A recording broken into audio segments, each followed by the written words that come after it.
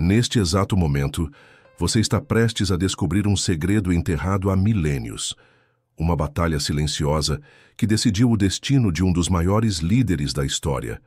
Por que Satanás lutou desesperadamente pelo corpo de Moisés? Por que Deus precisou esconder seu túmulo? A resposta está em um único versículo esquecido, e ela vai mudar sua visão sobre o mundo espiritual. Imagine a cena. Moisés, o homem que desafiou o Egito e abriu o Mar Vermelho, agora está morto.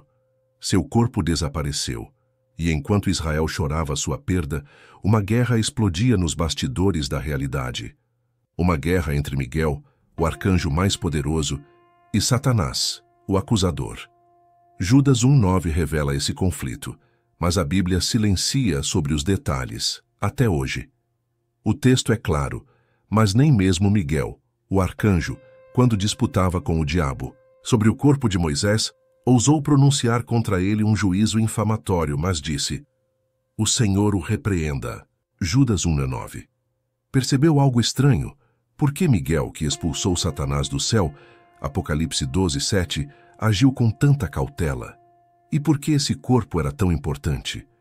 Mas para entender essa batalha, precisamos voltar ao momento mais misterioso da vida de Moisés, sua morte. A Bíblia diz que ele subiu sozinho ao Monte Nebo com 120 anos, mas com a força de um jovem. E então algo inexplicável aconteceu. A Bíblia diz que Moisés morreu pela palavra do Senhor. Deuteronômio 34. Mas espere, isso não é uma morte comum. Era um homem que conversava com Deus face a face, cujo rosto brilhava após encontrar o divino. Sua morte foi tão sobrenatural quanto sua vida.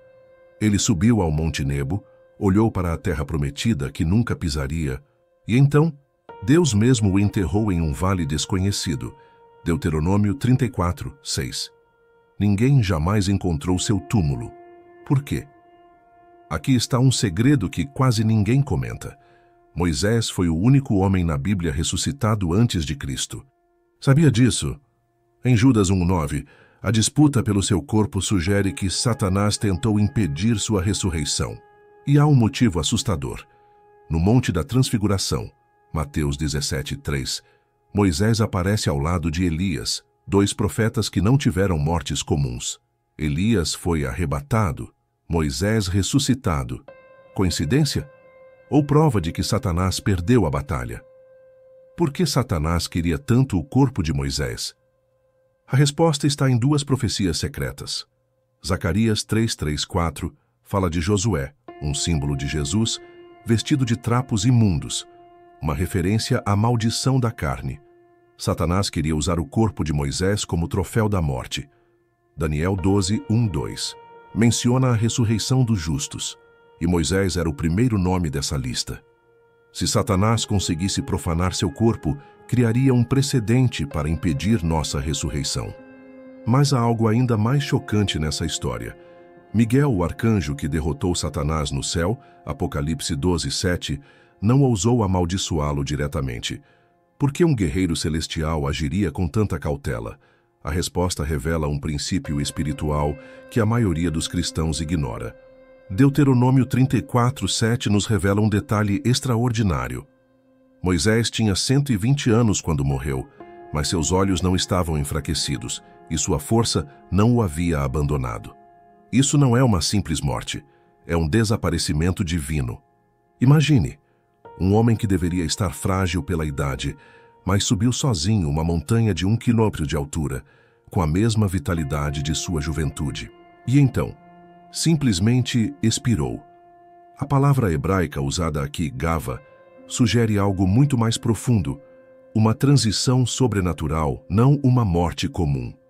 O Midrash judaico, Devarim Rabbah 11:10, conta que Deus beijou a alma de Moisés para tirá-la, um ato de intimidade divina reservado apenas aos mais justos.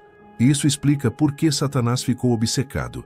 Ele não queria apenas um corpo, queria a única alma que a própria morte não pôde tomar por força própria. Aqui está a verdade que raramente é ensinada. A disputa pelo corpo de Moisés foi o primeiro round da batalha pela ressurreição que culminaria em Cristo. Veja as peças desse quebra-cabeça. Moisés morreu no Monte Nebo, cujo nome vem da raiz Nabá, proclamar. Não foi um local aleatório, era uma declaração profética.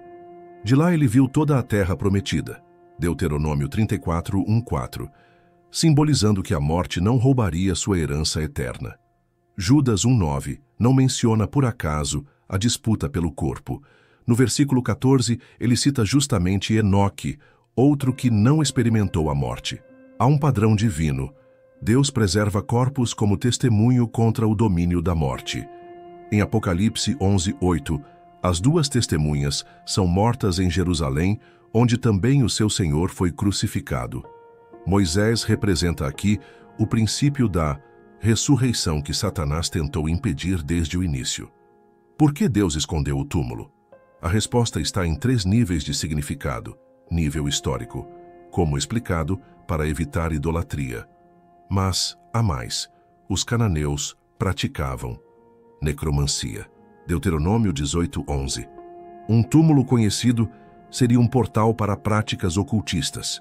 Nível profético. O desaparecimento do corpo prefigurava a ressurreição de Cristo.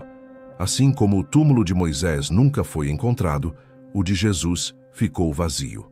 Nível pessoal. Deus está nos dizendo hoje, seu sofrimento, como o de Moisés, terá um fim que o mundo não verá chegar. Sua terra prometida está guardada além do Nebo da sua vida. Mas tudo isso nos leva a uma pergunta ainda mais perturbadora. Por que Miguel, o general celestial, recuou diante de Satanás nessa batalha? O que esse arcanjo sabia que nós precisamos aprender desesperadamente hoje? Judas 1:9 revela algo revolucionário.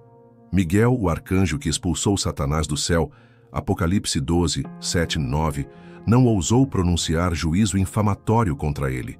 Apenas disse, o Senhor te repreenda. Por quê? Porque Miguel compreendia um princípio que mudará sua vida espiritual. Miguel poderia ter destruído Satanás ali mesmo. Ele já havia feito isso no céu, mas conhecia o protocolo do reino. Até os anjos mais poderosos só agem na autoridade direta de Deus. Salmo 103, 20 e 21. Isso não era fraqueza, era sabedoria sobrenatural. Zacarias 3:2 mostra o mesmo padrão. Quando Satanás acusava Josué, foi Deus, não Miguel, quem disse, o Senhor te repreenda. Miguel estava replicando o modelo celestial, uma lição para nós hoje. Aqui está a ironia divina. Satanás, que caiu por rebelião, Isaías 14, 12 e 14, foi derrotado justamente por submissão. Veja como. Satanás esperava que Miguel agisse por conta própria, como ele fez no passado. Mas Miguel demonstrou que verdadeiro poder vem da obediência. Lúcifer, o nome pré-queda, disse, serei como o Altíssimo, Isaías 14, 14. Miguel, cujo nome significa quem é como Deus, respondeu com submissão. Um perguntou, por que não eu? O outro, quem sou eu? Colossenses 2,15 revela que Cristo venceu Satanás na cruz, não com exércitos. Miguel aplicou esse princípio, antes mesmo da encarnação. É como um soldado que tem poder para atacar, mas espera a ordem do comandante. Sua força está na disciplina, não na impulsividade. Essa história não é sobre anjos, é sobre você. 3 aplicações. Práticas. Miguel nos ensina. Há confrontos onde nossa única palavra deve ser o Senhor te repreenda. Não desperdice energia discutindo com o diabo. Deixe Deus lutar por você. Êxodo 14, 14. Quando você amaldiçoa adversários por conta própria, age como Satanás quis que Miguel agisse. A verdadeira autoridade vem da submissão. Satanás falhou com Moisés e falhará com você. Seu corpo, sonhos, saúde e família pode ser disputado, mas Deus tem a última palavra. 1 Coríntios 15, 54. Judas 1,14 faz uma declaração bombástica. Enoque, o 7º depois de Adão, profetizou. Mas onde está essa profecia? No livro de Enoque, um texto que não está na sua Bíblia. Isso nos leva a uma pergunta explosiva. Por que um livro considerado apócrifo guarda a chave para entender a batalha pelo corpo de Moisés? O livro de Enoque, 1:9, descreve exatamente a disputa entre Miguel e Satanás. E Miguel foi enviado para esconder o corpo de Moisés. E o diabo reclamou dizendo: Moisés é um assassino. Isso muda tudo. Satanás não queria apenas o corpo, ele queria anular a graça de Deus sobre um pecador redimido. Enoque 10, 11, 12 mostra Miguel amarrando demônios no deserto. O mesmo deserto onde Moisés morreu. Não é coincidência. Satanás queria libertar esses seres para atormentar Israel. Enoque 22, 3, 13 descreve onde as almas aguardam o juízo, exatamente o que Satanás tentou evitar com Moisés, cuja alma foi direto à presença divina. Lucas 9, 30, 31.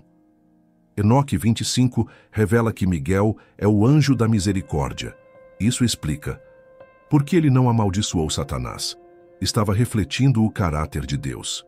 Jesus citou Enoque indiretamente em Mateus 22, 30, como anjos no céu, uma referência a Enoque 51, 4, sobre a natureza dos ressuscitados. Se o mestre usou esse livro, por que a igreja o ignora? Essas revelações não são apenas históricas, são armas espirituais. Como fez com Moisés, ele é um assassino, ele lembra seus pecados passados. Mas Miguel nos ensina, sua identidade vem de Deus, não do acusador. Apocalipse 12, 10. Seus fracassos, dores e vergonhas estão ocultos em Cristo. Colossenses 3, 3. Satanás não pode usá-los contra você. Deus deixou pistas em textos marginais para nos mostrar que a verdade liberta. João 8, 32. Mesmo quando vem de fontes inesperadas. Agora você entende por que essa batalha foi tão crucial. Era o primeiro round da guerra entre a graça e a acusação. Moisés ressuscitado, Miguel submisso, Enoque profetizando, tudo apontava para Cristo. Hoje, quando Satanás tentar roubar seu corpo, saúde, sonhos, família, lembre-se, você está escondido com Deus. Colossenses 3, 3. E assim como Moisés apareceu glorificado no Tabor, um dia todo o olho verá sua vitória. Se gostou do vídeo, inscreva-se no canal para não perder nossa série proibida.